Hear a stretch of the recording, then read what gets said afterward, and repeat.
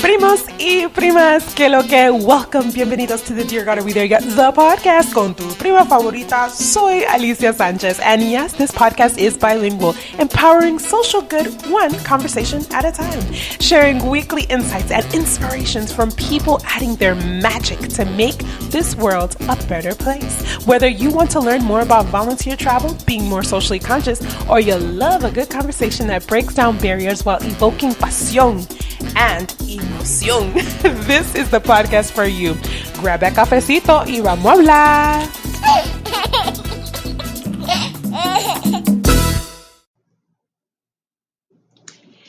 Primos y Primas, que lo que. Okay, it's another episode. I'm excited you are here. We're talking about toxic charity, and I think and dear God, am I enabling toxic charity? And first, before we get into the podcast today, I actually did another episode similar to this that talk about how am I hurting others in the process of helping them. And it's a correlation between that podcast and this podcast. But this podcast, today's episode, is really about the things that we're doing in our community.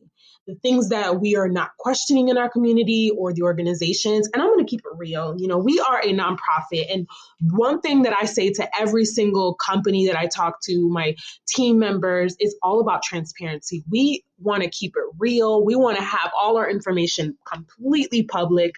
We don't want to hide anything from anyone. We don't want to disguise or manipulate the communities thinking one thing and another. And I'm learning so much being in this nonprofit that I am seeing how other nonprofits are moving and how they're going about and how our communities are actually hurting while these charities or these nonprofits. And so I'm not here to shame any nonprofit or anything. I'm not here to drop names or nothing. So don't come at me. No me venga con eso, porque yo no estoy en eso. Yo estoy demandando amor. And that means amor in my words that I'm saying and helping all of us to just keep in mind of questions and things to think about. Cuando nosotros estamos dando nuestro dinero, cuando nosotros estamos dando nuestro tiempo, cuando nosotros estamos hablando con la iglesia, la comunidad, when we're speaking in our churches or in our communities, or even in our jobs, in our workplaces, when people are like, let's help this charity or let's do this. And the reason why it's so important is because we as a community,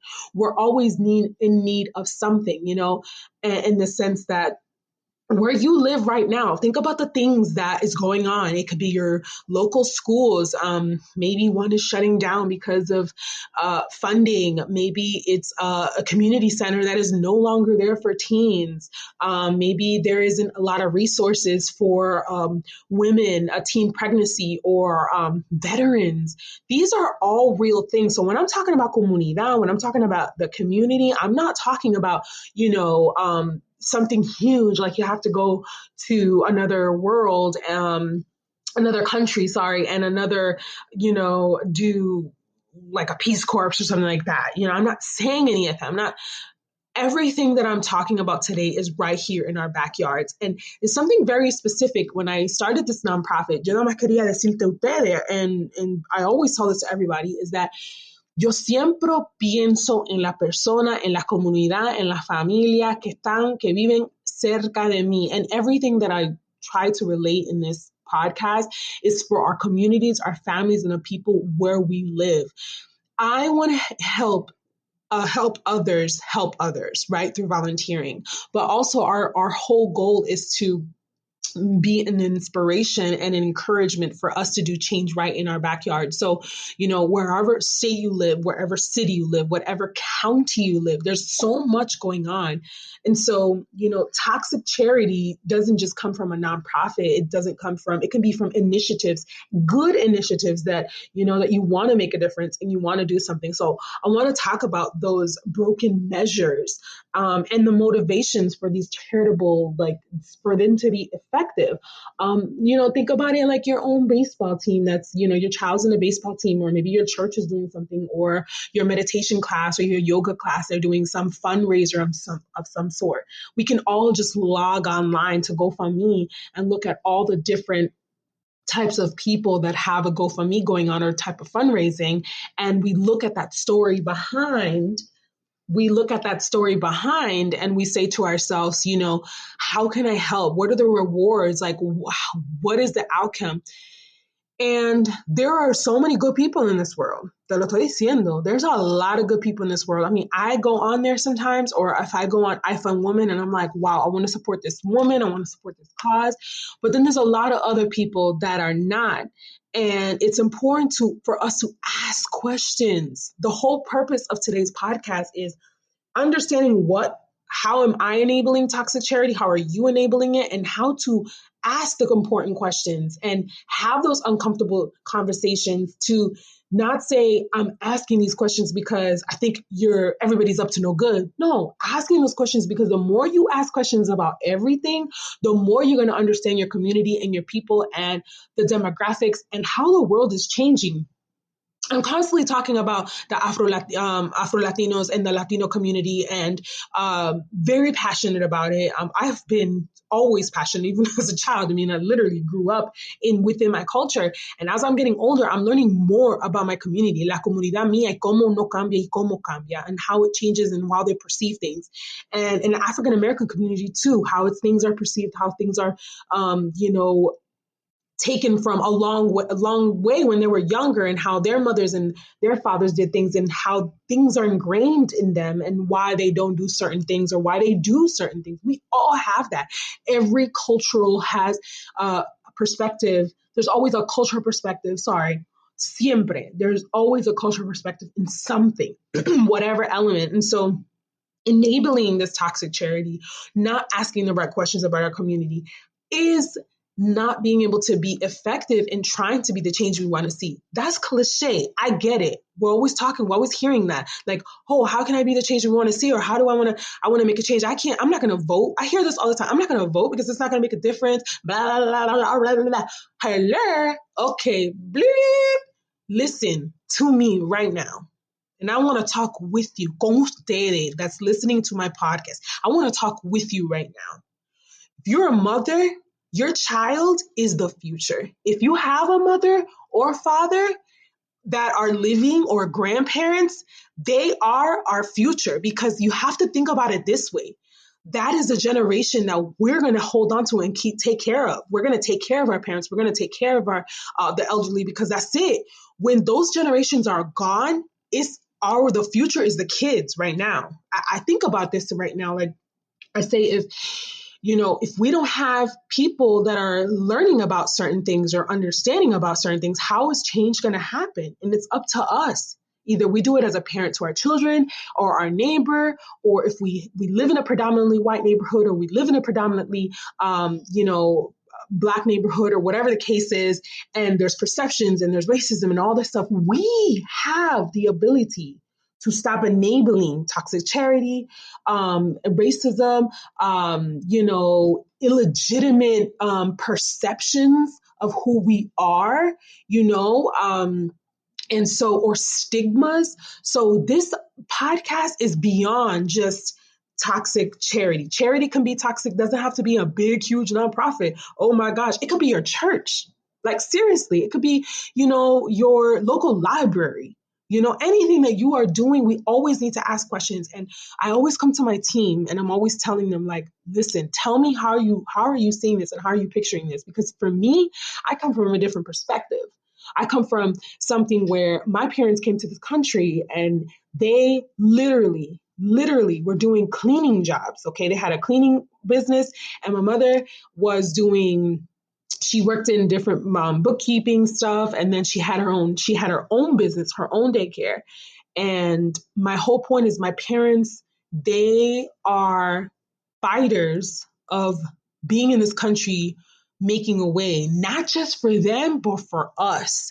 And so coming from immigrant parents and coming from another perspective of my mind, I see the world differently from you. If you were born and raised here, and even if I was born here in the US, I still have a perspective, because I was not raised in an American home. I was raised in a Dominican home in America. And I want you to sit with that right now and think about your upbringing and the things that were told to you, and why now as an adult, if you're listening, why we need to enable these conversations and ask the questions necessary to be able to say, what can I do with this information?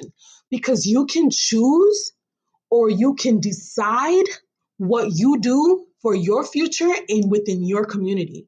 If you're not worried about the world, that's something that you're gonna automatically be worried about the world, because you have to walk outside your home and you have to do things. You have to buy food, everything correlates. The farmers that are picking up that food, that produce, is probably an immigrant. And they're probably not getting rights, and they probably don't get benefits, and they probably have to work a lot of hours. That bag that you just bought, somebody in Asia or somebody in India is making it. He's probably 7 or 8 years old. My whole point is we have to ask questions. We have to understand, are we enabling toxic charity, or are we not being educated in the sense of what can I do? How can I make changes in my own life? And so this is why it's so important for me to add when, to share this podcast with you guys, but also to be so inspired to do vision trips in the future. And they're called vision trips and not mission trips, because the vision is to understand and to act and to come together. Because what happens is that we feel like I said in my other podcast, we feel like we're helping, but we're actually hurting. So I want to give you guys a couple of things of when you are looking at fundraising, when you're looking at your churches, your communities, these are things that you have to think about. What's called the oath of compassionate service. Think about it as an oath for compassionate service. Are you doing something that people can't do for themselves? Like are you giving something to someone or doing something for someone that they cannot physically, emotionally, or mentally do for themselves? I'm going to give you a great example. There's a lot of people that have lost their jobs due to COVID, and a lot of people that are trying to find new workplace. I have people that email me that say, I need help with resume, I need help with interviewing. I have stories that I can tell you beyond this podcast that will go hours and hours, because it's real. Millions of people are losing. And the majority of the people that are losing their jobs are African American and Latino. I'm going to be honest with you. And those communities that are losing their jobs because there's so many opportunities out there, and it's the first ones to go or the first ones to think about are the jobs that are taken by African American and Latino. I'm not saying, and listen, don't come at me that, oh, I know this person and lost a job. Yes, everybody, but I'm just giving you statistics, and I should get my statistics because I know you guys love coming from me all the time. But it's Department of oh my God, employment. I have it in my mind, but I'm on a roll right now. So if you want the statistics, just email me and I'll give it to you. Okay. But don't come at me. It's all love. Because everybody is losing their jobs. A lot of people are losing their jobs. And there is this, let me get back to my stream of thinking. So many people are losing their jobs. And I notice a lot of organizations, a lot of opportunities, and a lot of tasks or initiatives, I'm trying to come up with the words, that are saying we need to support XYZ. We need to give this, we have to give that, we have to do this. Listen, people have bills to pay. I totally get it. I really, really get it. And I feel like, yes, the government should be giving us, especially for people who have lost their jobs, way more than they're getting now. There's other countries that are getting it. We're not going to get into politics because that's not the point of my podcast today. My point of the podcast is that is, of course, that's an absolute need. But where are the other resources that are in conjunction or in addition to that monetary assistance? And this is the way that I'm thinking. I'm thinking is if you lost your job, you do need funds. You need immediate funds. You need food. You need water. You need shelter. But what are the other things you need? You need mental health, right? Because your stress as a cucaracha, right? Like stressed, right? Because you lose your job and your whole, like, think of it. Have you ever lost a job? Have you been fired? Have you even been in a moment where you felt vulnerable?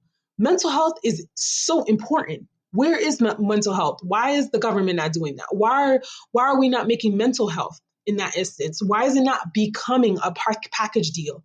Why are we not partnering up with staffing agencies that can help us, we can allot to these people to get their resumes done, get them interviews immediately, do virtual. I know there's a lot of organizations doing this individually, and I know there's a lot of communities doing individually, but how can we as a whole do that? How can we say, how can we be those advocates? Because sometimes someone might not know where to get these resources. And if someone cannot do something for themselves, then it's our job to say, okay, how can we help you in those aspects? And so what I'm saying to you guys is oath of compassion services, like, let's not do things that people can't do for themselves. If they can't do something for them, let's help them in what they can't do for themselves, because people need that.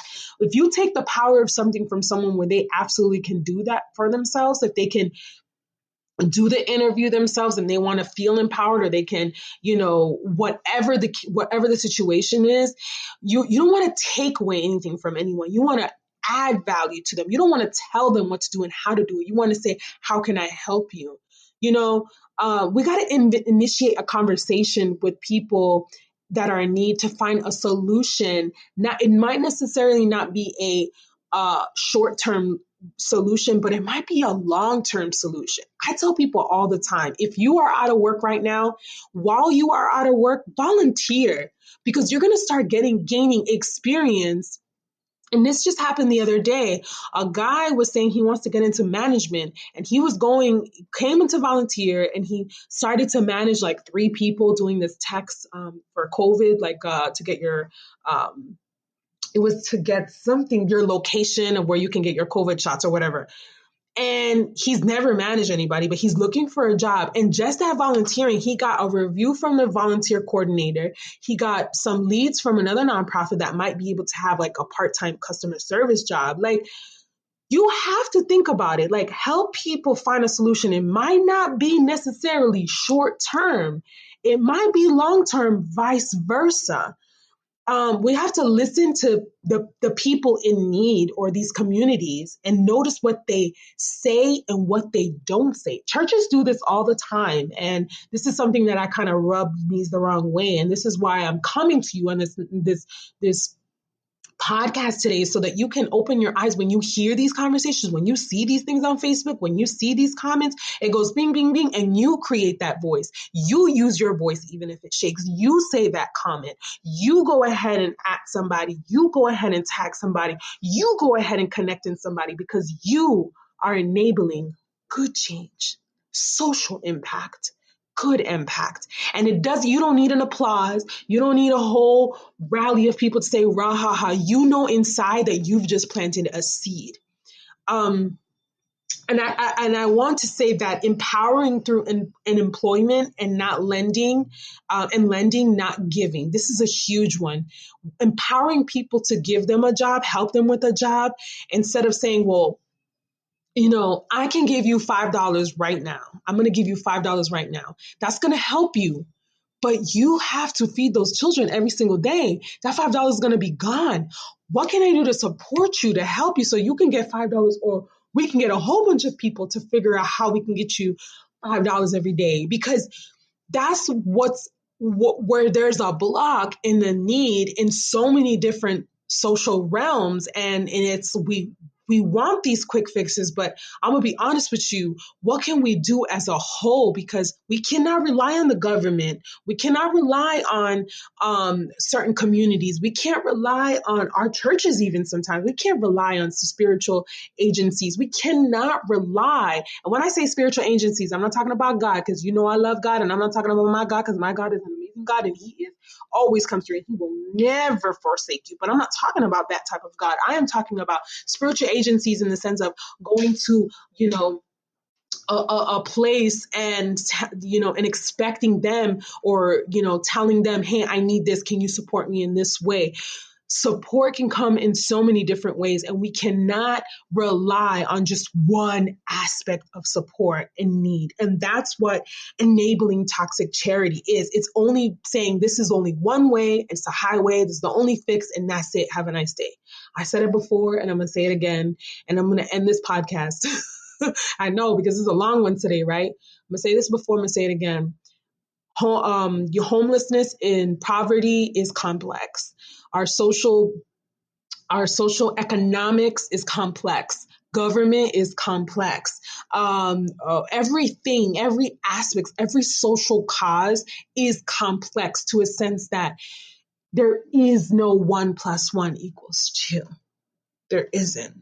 But there's 25 cents plus 25 cents plus 50 cents equals $1. Do you see what I'm trying to say? That there are so many ways that we can do certain things. And I want you to think about it today. How am I enabling this toxic consistency of enabling this